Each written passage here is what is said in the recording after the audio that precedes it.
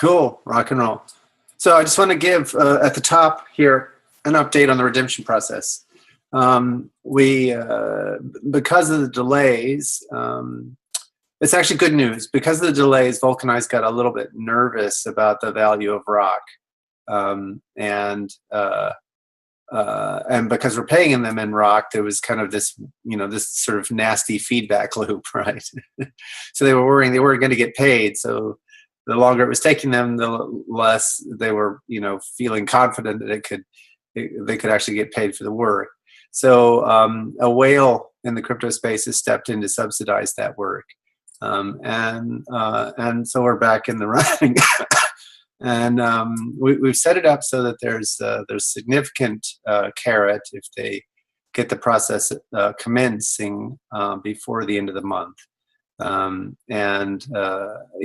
If they can't quite make that, it's definitely feasible. It's definitely possible.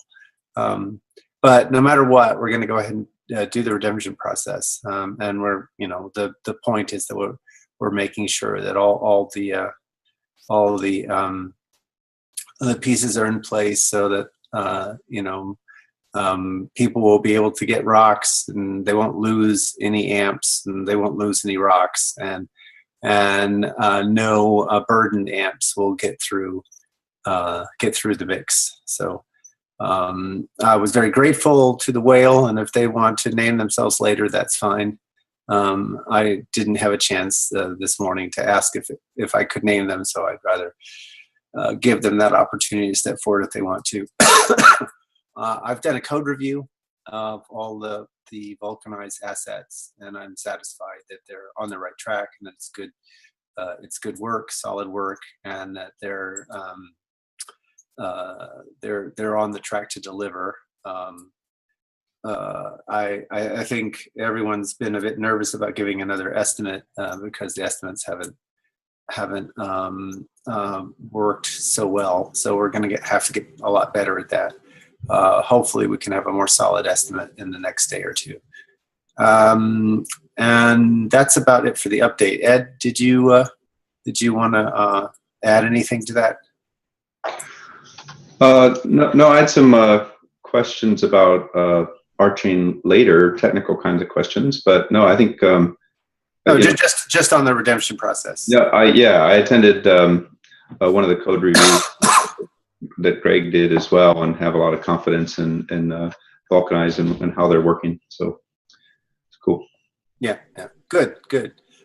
So more updates. We spent quite a bit of time with Auto Capital on Friday, and what we're doing now is working out all of the details between the RChain Holding Company, which is the incubator, and the co-op, so that we have a good sense of how the business relationships are, and I think we've hammered out an in-principle agreement for how at least a good chunk of those fiscal relationships and obligations are set up, and then we'll be hammering out the details of the milestones that are related to that.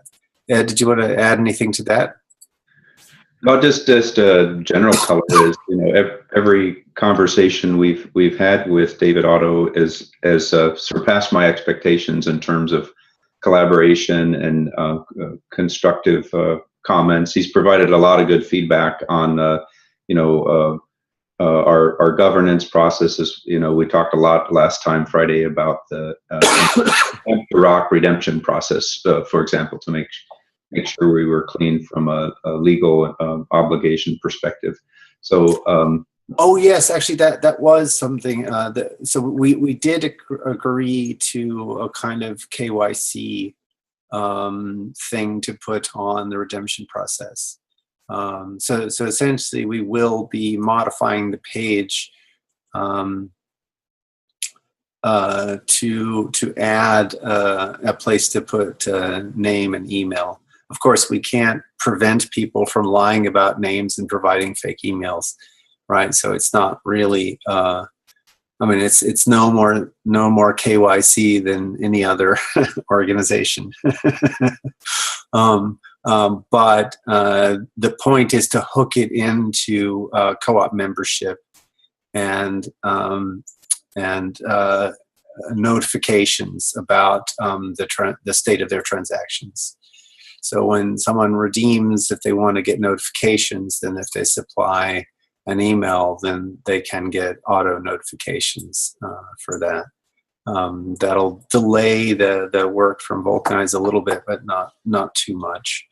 But yeah, so that was a good point that came out of the discussions with David Otto, was that we were going to modify the page a little bit. So thanks for reminding me. Please continue if you had anything else. Oh, I didn't. Not anything in particular. I guess I can just give a more general update. I'm continuing to work on the pitch deck. The pitch deck's not so focused on David himself, but on his business partners that would be participating in the raise. And they have a variety of backgrounds. Some have little background in blockchain, and others have a fair bit.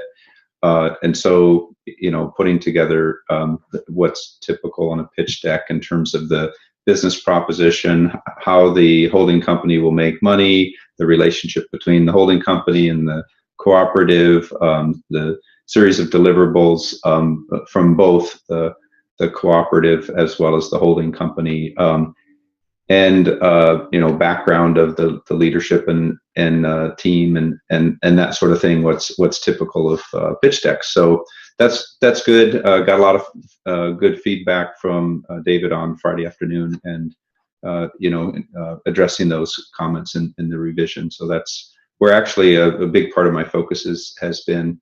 The general shape of the agreement has been is good, but we have specific terms to negotiate with Auto Capital, and that's one of the things I probably need to start working through some of those discussions this coming week. So that's kind of what I'm up to.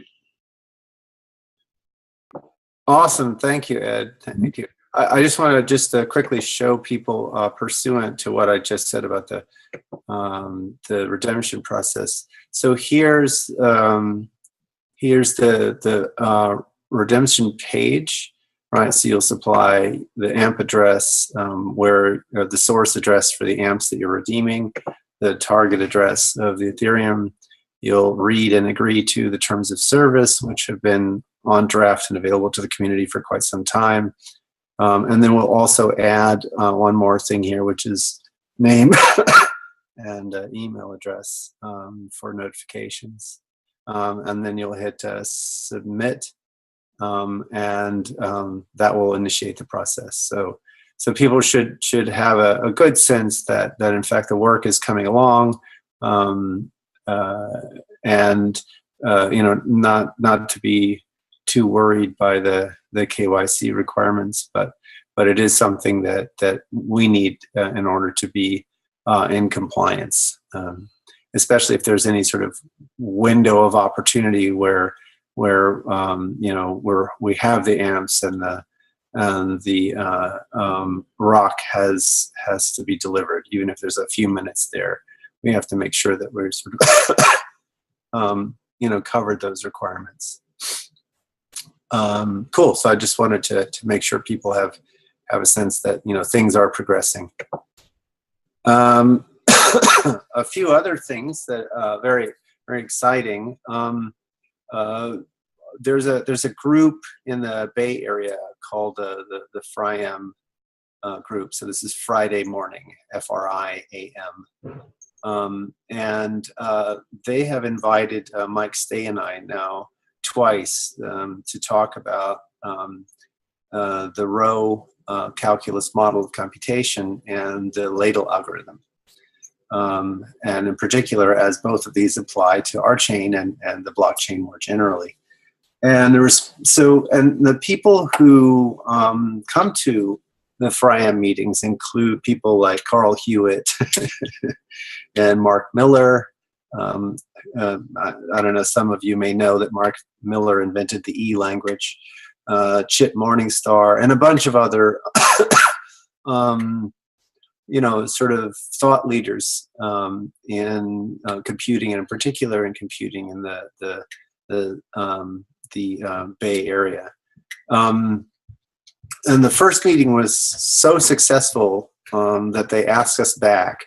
And that meeting also went way over, or way over the time I had allotted to give the talk. And they invited us back yet again. The reception is really quite good. One of the outcomes of last Friday's meeting, which I was particularly pleased by, when we were talking about kind of the power of the type checking algorithm.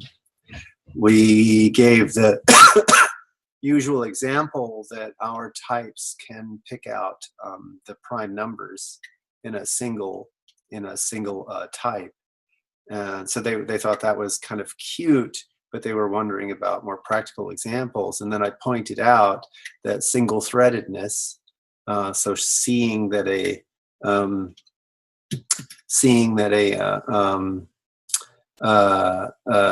process, it doesn't have any internal concurrency, is equivalent to the primality check.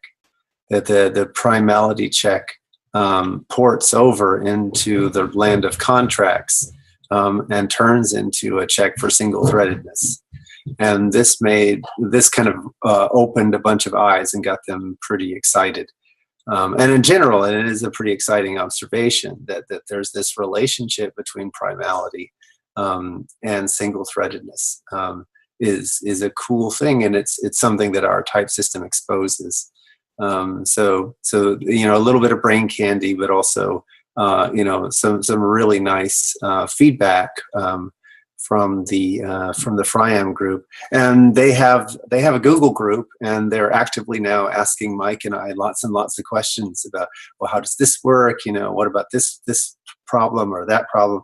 And all of this is just fantastic, right? This is the kind of engagement that we want from people who are very much at the top of the industry when it comes to these kinds of technologies and questions. So I'm particularly excited. I think this is really a good thing going on, and it's a strong indication of the strength of the technical offering. So even I guess what I would say is that all the way around, even the challenges that we've had with Vulcanize have continued to show the strength of support from people who actually understand the tech and want to see it delivered. To the people who are just now making contact with it and are finding it engaging and worthy of their time and attention. So that's that update. Let's see, who else is here? Another update. We've got a new member of the team. Andrew Watson has been showing up, and looks like he's going to start working with Alex Balkan from CoinFund. Alex has another big supporter. I just feel so blessed from the engagement of all these people. But the CoinFund people have decided that the project is really worth their time. And Alex Balkan, one of the CoinFund founders, is spending a great deal of time helping us make contact with our initial target market, which is developers. So he's helping us write a bunch of tutorials. In particular, what we're looking for is how to make the sort of, it's the hello world of blockchains, which is how do you write down a contract for a wallet, and how do you write down a contract to issue a token.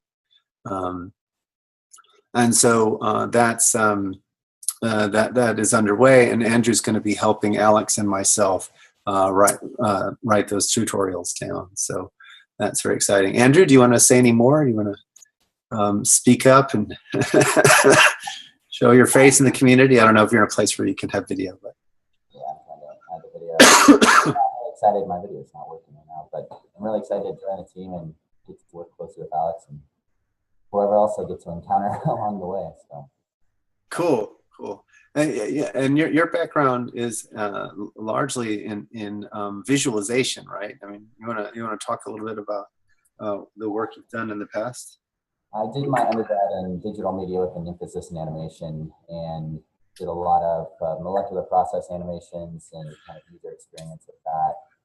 Being able to go through and talk about just some really cool tech that was going on with the biotech industry and visualizing that in a user-friendly way for somebody that didn't know anything about biotech to somebody who was actually working on the science. So I did a lot of that and then took a little bit of a break, but just started getting back into programming.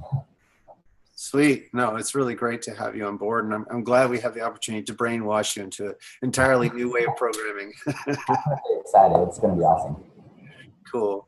Another update, Joseph Dinman's has been working really quite effectively, I think, on the Row VM socialization process, sort of getting that out there. And I'm very grateful to him for conducting these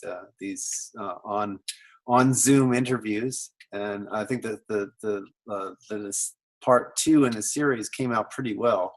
Joseph, what's your feeling on that? You're muted, dude. You're muted. We can't hear you. I said, I thought it went very well every week, and it looks like on Friday of every week I get an opportunity to just lean into my ignorance, and that's all. Yeah, you and me both. Yeah, that's always a lot of fun, especially to do in a public forum. What I've been since there was the Ethereum or RChain cooperative meetup that's happening on the 30th of this month in Seattle, that I'll be there for, and that I decided to come. I spent a couple hours and I put together at least what I think is a very naive form of a load balancing contract written in Erlang, in whatever the syntax that we have so far is. And it's, obviously extremely basic, obviously. But I think that it does a lot to express the at least the fundamental power of the monadic APIs it'll employ. So during Dev Stand-Up, I'd love to show it off a little bit. Sweet, that's really awesome. That's really cool. Yeah, that's great. I'd love to see that for sure. And then let's see, on another thing on the technical front, David Curran has sort of put forward at least a straw man for a tree structure for the storage backend, and hopefully we'll get a chance to talk about that during Dev Stand-Up. But Dave, if you want to mention a few words here for those the more general audience that is interested in the technical details, that'd be, if you feel up to it. Sure. I've been, in the spirit of all the other conversation on this call, I've been making progress. So I kind of wired up the database to my, to the tree code I had, and I got to the stage where I can put and get keys out of the tree, and so I've just been playing with that a little bit more this week, and it kind of gives me a better understanding, just of what all the issues are, and so I'll be happy to kind of show that working at Dev Stand-Up. That's awesome. That is really cool. I'm very excited to hear that. So I mean, in general, these kinds of projects, they're always daunting because you have to make progress on every front every week. and when you don't, it feels like what's wrong. It seems like we've made progress on the redemption front, even though it appears like we're standing still. And internally, we've made a lot of progress. We got over a major hurdle. We made a lot of progress on the financing front and clarifying the relationship between RChain Holding and and the co-op. We've added new members to the team. We've done some significant socialization with some of the major technical communities in the Bay Area. We've done. We've got the latest release of the RoVM stuff out, and now we've got some work on the storage layer moving forward. The one place where I've really wanted to make some progress is on a source-to-source compiler from Rolang to Rosette. And I confess that I dropped the ball there because I got the flu. But hopefully that'll be back on track by next week. So I'm just super excited about this, about where we are. And it's amazing because the balance, we still have like almost 38 minutes left. And so that allows us to kind of open things up a little bit. I'd love to hear from Ian and Patrick and the folks who've been doing the marketing for the redemption process. If you have any updates or thoughts or just general questions about how the project is going or feedback for us, that would be awesome. Yeah, well, I mean, we had an interview with Stace Wednesday, so Monday I talked with Consensus. That was pretty cool. They seem they want to do an event in May. Actually, I shouldn't be. Okay, I can't. Actually, I'm not even supposed to be talking about this, but that's as far as I can go. But yeah, okay. No more details, but want to definitely try to get some of us there in New York for that event. They haven't really released anything else, but we'll just say May, I think, is it. So, Consensus, man. Consensus is cool. I definitely want to get more involved with them if possible. If anybody has inroads to that, please let me know.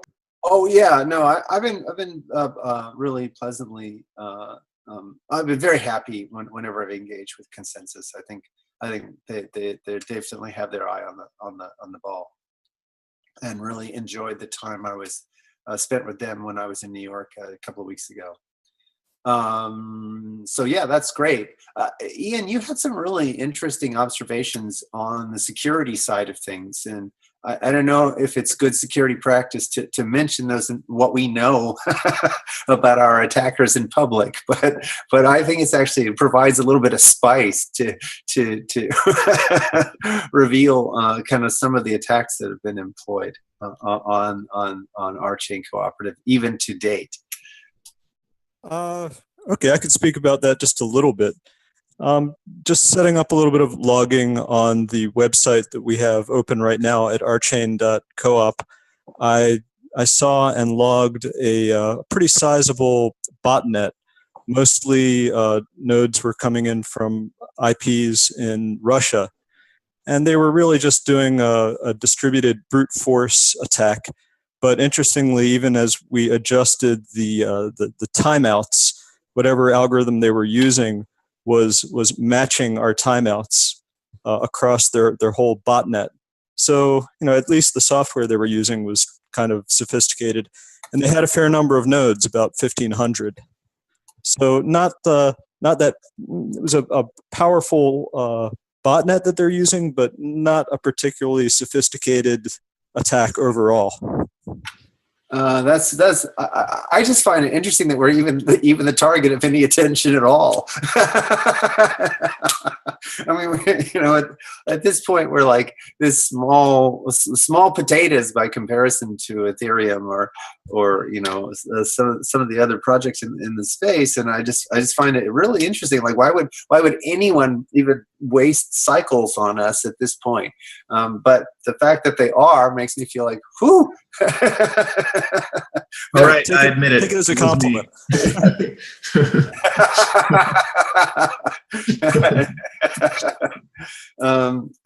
So that's kind of cool.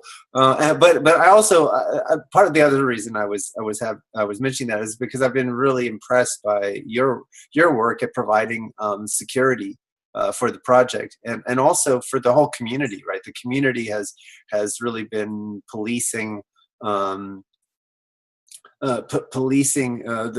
channels, so that when we do have scammers come in, that we've been able to spot them and oust them. So I think that's been very to me, that's heartening, right? Because a lot of this is about how we work together, and one of the most important things in working together is being able, just like in any organism, how do you recognize the viruses from the good stuff? Well, I would say that what would be really cool to do as soon. I mean, it doesn't have to be rushed. Everyone has to take care of their own operational security when it comes to accounts.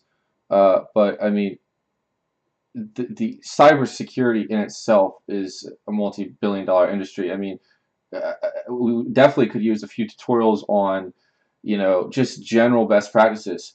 Hey, send me some amps. It's like, well, who are you? Like people will do that. So scammers, people were dropping EXEs into Slack. That person was banned because you're just straight up posting viruses in a Slack channel. Like, come on, dude. Like, why are you doing that? I mean, there's gonna be people doing that, but at the end of the day, I think just a few videos out there for the noobs, like that'd be pretty good. Because if we're gonna start moving into some scalable system where we're trying to go not mainstream, but the market size increases, then you have people that don't even know how to set up a Coinbase account, let alone run smart contracts. And then for me, stepping into this community and stepping into the crypto space in itself, it was very transparent, open at first, but then you quickly understand, like, oh, the dynamics of human nature don't change. There's scammers, there's people that want to hurt you, there's people that want to shut down your project. So in general, the philosophy of cybersecurity, that'd be really good to cover maybe in a few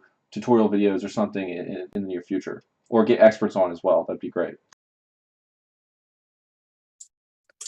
Maybe going into some best practices, but definitely not going into what specific tools, because you really don't even, for obscurity's sake, you don't really want to specify what you're using for security. More just that you're using industry best standards. Right. I guess I say at the minimum, maybe a repository of links. I mean, I know that, like, I think it was Kraken or another exchange, they released a really comprehensive thing about, for example, like a big hack that happened a few weeks back was a VC at Augur got hacked, and $300,000 of Augur was dumped and $1 million of Ether was dumped. So they hacked his phone, got into his account, dumped everything on Apollo. That's it. End of story. So obviously the people at the top of the food chain, Greg, Ed, Evan, directors, people, high-profile actors, Coin Fund, like all you guys are going to be targets. Anybody listed on the website is going to be a target.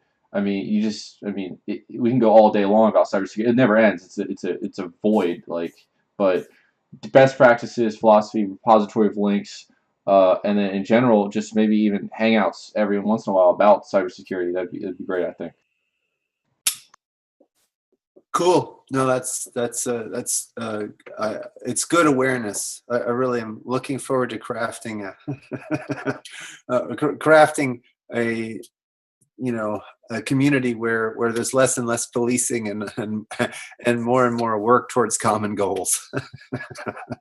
And speaking of the less and less policing, in these past couple weeks, we've seen obviously a large increase in the numbers of users coming to our website and some of our other channels. And surprisingly, I don't see as much trolling as we would expect. Yeah.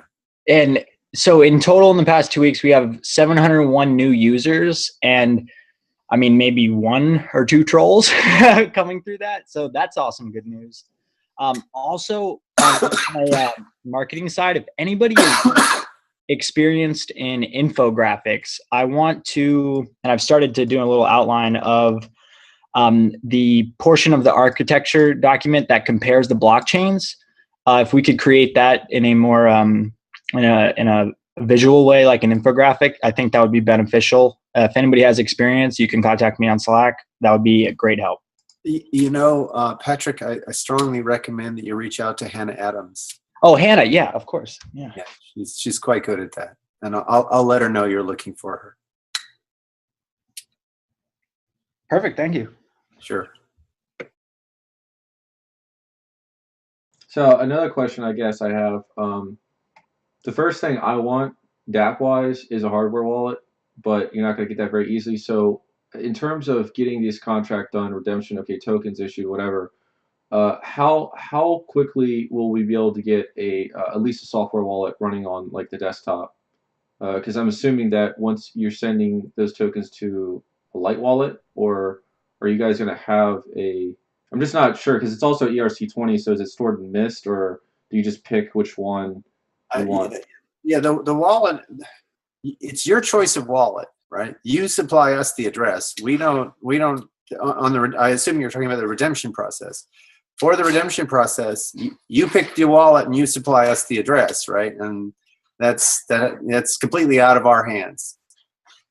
So I think that a lot of people will be using a light wallet, not a desktop wallet, because they're not going to be in a position to want to sync the Ethereum blockchain, right?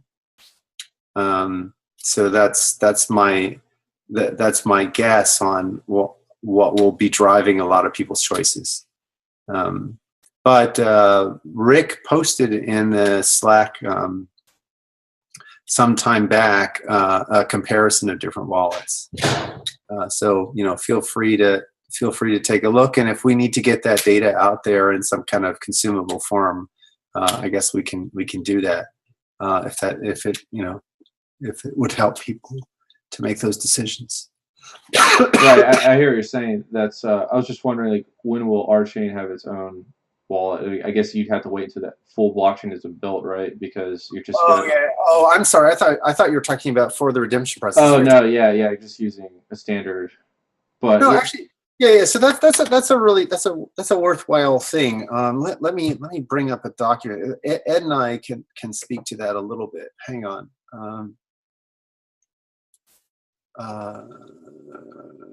Sorry, I'm just looking for a file. There it is. Okay, cool. So I've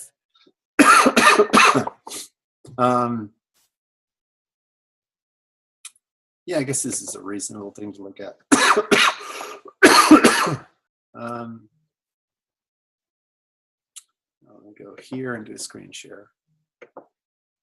And Ed, feel free to jump in. So in terms of the general application shapes, we're looking at all of those, from wallets to decentralized GitHub to dating services, right? We're looking at all of that in the RChain Incubator portion, right? So it's not in the co-op, right? A wallet and various kinds of wallets are applications that sit above the blockchain. And of course, they'll need the RChain in order to run.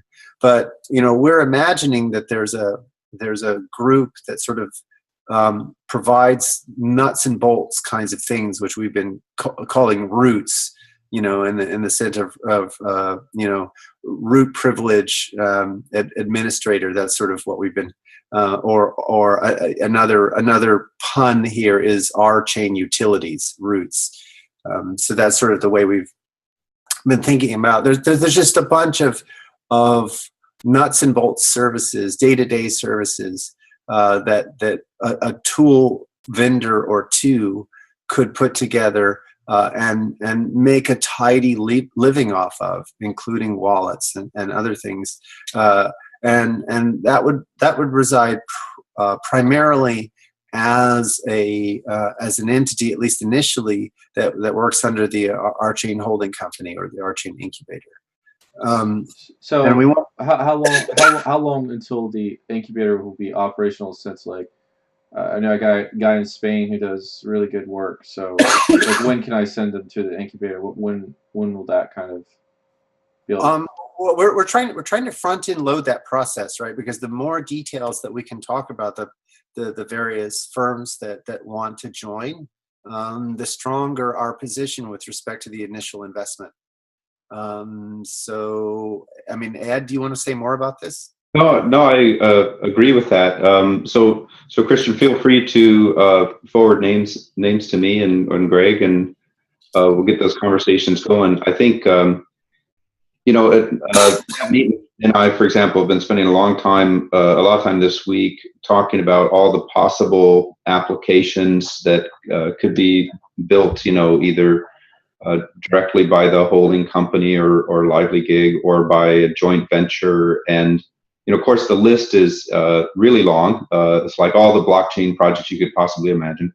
But these wallets and other items in roots, like sort of naming and identity and time services, are all kinds of things that have to be done early. Just like Bitcoin and Ethereum have multiple wallets and they have different features, I think the same thing will happen in RChain. The holding company will, encourage one certain feature set for wallets, but there'll be other independent wallets that pop up as well. And what's really interesting in the Ethereum space is wallets do have a different flavor than Bitcoin. They, because of the smart contract nature of Ethereum and some of the standard contracts. ETH Core just came out with the Parity wallet. I guess it's in beta, and it has a whole browser experience, and so it's quite more than a simple wallet. So what's needed in RChain might also be more than a simple wallet, but because of this basic level of stuff that many applications will need. Cool. Two questions. One is the document, Greg, you were just sharing. Is that at least public or private? And can I see it again? Maybe a Google Doc link, and then Sure. I posted it. I posted it on the okay. Thing a while back, but I can repost it. It's not a big deal. Okay, cool. And then yeah. So in general, I'll look at the doc. I'll try to do a good write-up, and then try to get a conversation facilitated with those guys, because they're all top guys. And I think we're going to need some people, some heavy hitters in this ecosystem off the bat. We can't just have. We need some DAS. We need some toys to play with, even if it's just sending some tokens and just simple things. So. I totally agree. I totally agree, and that also fits well with what we're doing with the initial tutorials, right? The tutorials that Alex and Andrew are working on are all about how would you do a wallet, right? And so a company that wants to get started by providing a wallet could utilize those tutorial contracts as a launch pad for making something that's more production quality. Right, so we're trying to line up everything so that out of the box people can start having positive experience. And by the way, this is precisely what's going on at the public private interface, right? So I can tell. I've seen it with my own eyes. Most of the banks are doing the low-hanging fruit, right? So the low-hanging fruit is clearing and settlement. Right now, just from Europe to the UK, getting money from one, just across the English Channel, right, is days and days, right? And it ties up money in all kinds of holding accounts. And so just deploying, and one of the things that Ethereum has gotten right is that the hello world of creating a token and and being able to have that happen on either end of the of a connected network makes it possible to do clearing and settlement pretty quickly, right? And so lots and lots of banks are looking at that as an approach to solving clearing and settlement.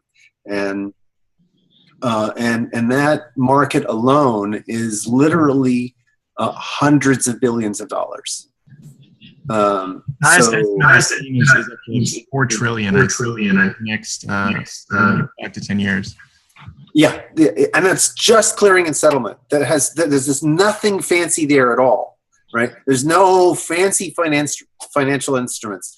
But what I will tell you, it does, right? Which is that the tokenization process. So basically, what most of these institutions are following, the design pattern is roughly you park the fiat somewhere, you tokenize it, you do the transfer across the blockchain, and then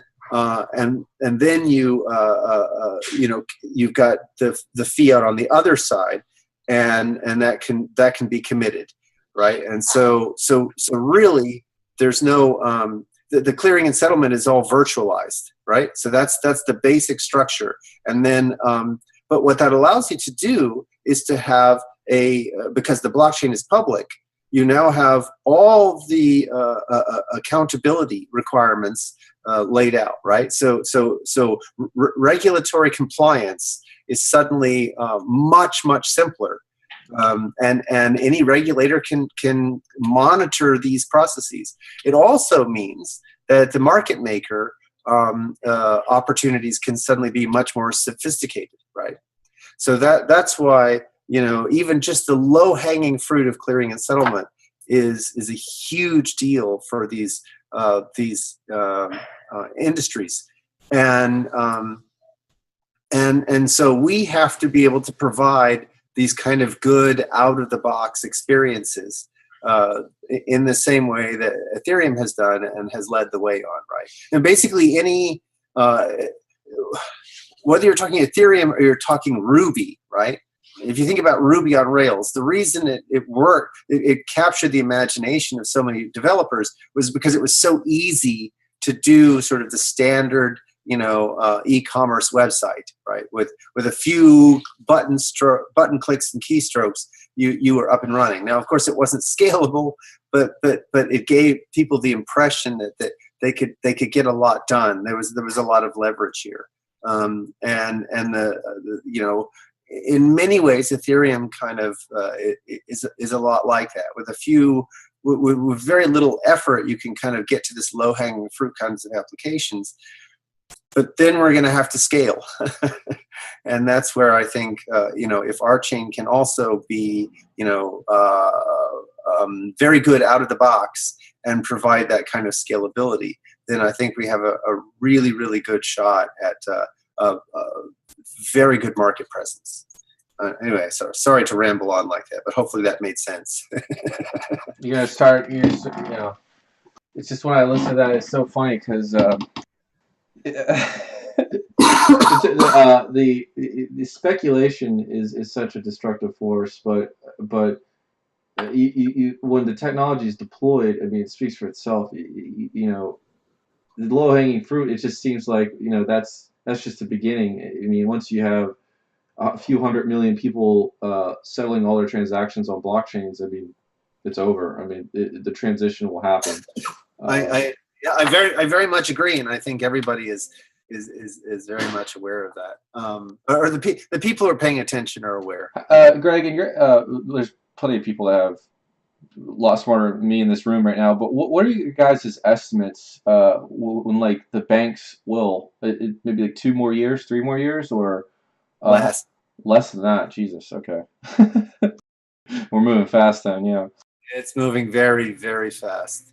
And that's because there's a lot of financial pressure here, right? They're under enormous pressure themselves, and here you're talking about just the giant gain in efficiency, while at the same time being more compliant with the regulatory guidance. So I think it's more compliant with guidance, and it's also something that they've been waiting for years. I mean, and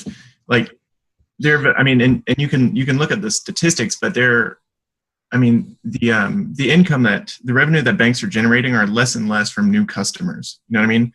So so to maintain trajectory, they're forced to optimize in all other sectors, including security costs. So I mean, this offers them like a perfect opportunity to optimize security in a very, very cost-effective way. You know, like in addition to everything else. And I mean, and exactly what you were talking about with the Ethereum contracts and tokenization, and especially like the consortium model, is I mean, that infrastructure kind of already exists, just in a less advanced way. Like the Society for World Bank or Worldwide Interbank Financial Telecommunication is an organization run by a cooperative of banks that all own it, and it just sends transactions or messages in a secure way from bank to bank that have correspondent accounts on either side of the pond. So the infrastructure's already existed. It's just they've been waiting for like this exact technology to break loose. Because even then, and I was telling Ed and Abney not too long ago, there was like an $80 million hack, and this is and SWIFT is the infrastructure that governments use to transfer money back and forth. And it's absolutely insane to me that that's the best international option that governments have to do like clearinghouse and settlements quickly. Yet it's that exposed, you know, like you don't think that type of stuff can happen. Right. Yeah. I would say two questions. Well, actually, let's make one question. Would you guys say that the blockchains that these banks will deploy, are they going to be more decentralized models, or they would be more centralized private blockchains? Oh, they are absolutely much more private, more centralized. Is it necessary? But see, okay, my question is this: the security methodology between the centralized and decentralized model.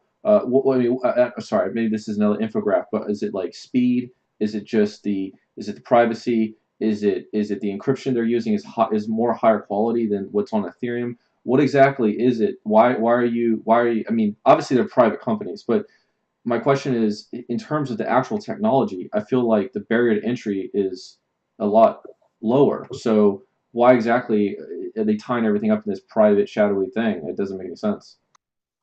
Because some 15-year-old kid's going to come along, copy, the encryption that Ethereum is using, and then start immediately competing with them. So, I mean, I don't understand really what is it just better? They have better tools, they have better minds at this. Like, what exactly? Well, let's there are a bunch of different questions in that one question. I mean, what a lot of banks are doing, and basically every bank I've talked to is currently is using Ethereum or some variant. I haven't heard of a bank that's actually using the Bitcoin blockchain as their starting point. Maybe there are some, I just haven't spoken with them. And they're well aware that Ethereum, as it stands today, is not going to work. It's not a solution. The first thing they ask is, can we get rid of proof of work? That's like the first thing they ask, right? And then some of them want to be able to get rid of proof of work in favor of something more centralized. But the reason to do that is because they have this.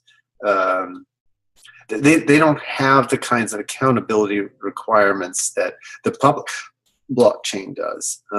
But they do. But when you talk about regulatory compliance, that's when the accountability thing starts to kick in, and there's a little bit more pressure for decentralization. They still know the proof of work is not going to cut it as the replication technology for the chain data. But for their pilot operations, proof of work on top of Ethereum is enough to make the point. It won't work in practice without significant modifications, but it will make the point to upper level management, and that's kind of the state we are right now. So it isn't so much about the encryption as it about the ease of certain kinds of financial applications once you are moving crypto tokens, as opposed to using the incumbent models for shifting cash around. I got it. So it's accountability, and it's more the applications on top of the blockchain versus like, I mean, I'm sure all the encryption that Ethereum uses Bitcoin, I mean, it hasn't been broken, so I'm sure like military, other, you know, serious organizations use that encryption. So the encryption's fine. It's the nature of what you can do with the blockchain and the accountability that the banks need to operate. That's right. It's the what you can do with the blockchain, right? So what you can do when you can easily shift tokens around according to these smart contracts. That's the you know, so it's the combination of accountability plus market making that makes this a good design pattern for the banks. So that's the and I agree with you, Joseph, that the you know SWIFT is it's a security vector. It's a problem from that point of view. It's just really funny to me to be hearing SWIFT now. You know, back in the day when we were doing BizTalk, that was the next set of things that we were going to integrate. After integrating a lot of the enterprise technology, was integrate SWIFT so that BizTalk process models could drive us SWIFT protocols. So it's really, really funny that I feel like I've come full circle, but with a much better solution now. Yeah. Yeah. So this has been a very interesting conversation. I want to check in and see if there's any other things we want to talk about. Otherwise, I'll yield back the 8 minutes to the community. Any other burning discussion? I wanted to make a plug and a request that, you know, one of the community members takes the reins and figures out how we're going to do membership for the co-op. You know, memberships will be sold, you know, and then we'll need a register of members. So what's that process going to look like? This is one of these things that, you know, Greg, I, and Evan probably don't have time to work personally. And it'd be great as a community-led initiative. In a sense, you know, and we need to figure out what are the incentives to get a membership early. You know, maybe, you know, a year from now, when there's credits given out for a use of the network, there'll be more credits for early members or something, right? But that'd be great to see that get going. Cool. Yeah. Yeah. We can. I'll definitely try to brainstorm some ideas. It's really interesting. Yeah, and there's you know, there's membership platforms out there, you know, that are tools that are open source. I haven't had much time to look at them, but that would be really cool. Yeah, no, that's a good one. I really appreciate that, and it's probably something that where we can initially bootstrap on top of an existing blockchain technology and then port over to RChain afterwards. Because I don't think the membership requirements are going to be so complex that and require the scale that if we did it. So, for example, if we did it on top of the Ethereum to get going, and then ported it over to RChain as one of the first things that we port, you know, after, you know, in 9 to 12 months, that would be a pretty good project, I would think. Yeah. I as a director of the co-op, I'd be willing to pay bounty for that. Yeah, I agree. Yeah, cool. Cool. Anything else we want to, anything burning that we need to talk about before we, because I've got to shift over to Dev stand up in 5 minutes. I would just say that the co-op membership is something that we need immediately, and while moving to Ethereum would be a priority, you know, we're going to need something more immediate to attract members and to build the member community space.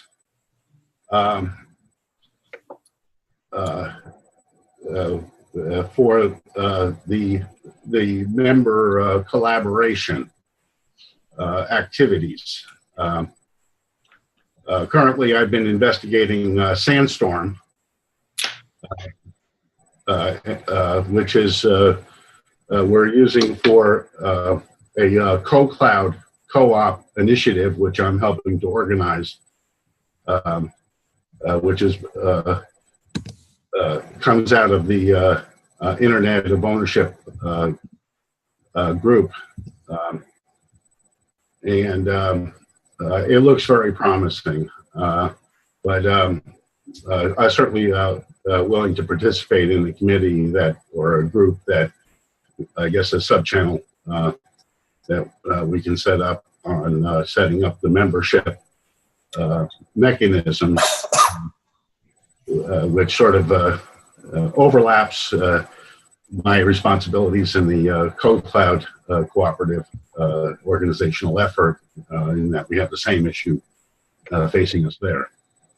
Cool. I know Mike Stay is a supporter of sandstorm.io. So, yeah, so, you know, I was able to run it on my laptop, and had some difficulty exposing it publicly, but certainly running it on Oasis is the is a good way to start up, and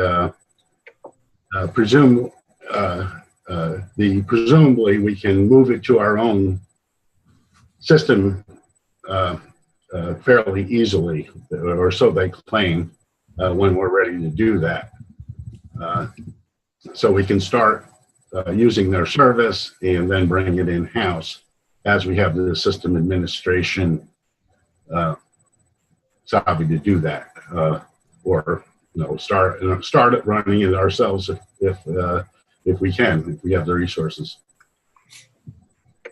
cool. All right. Well, I'm going to jump off, and I'll see folks at Dev Stand Up in about 3 minutes or 2 minutes. All right. Ciao. Peace out. See you guys next week. Bye, everyone. Ciao.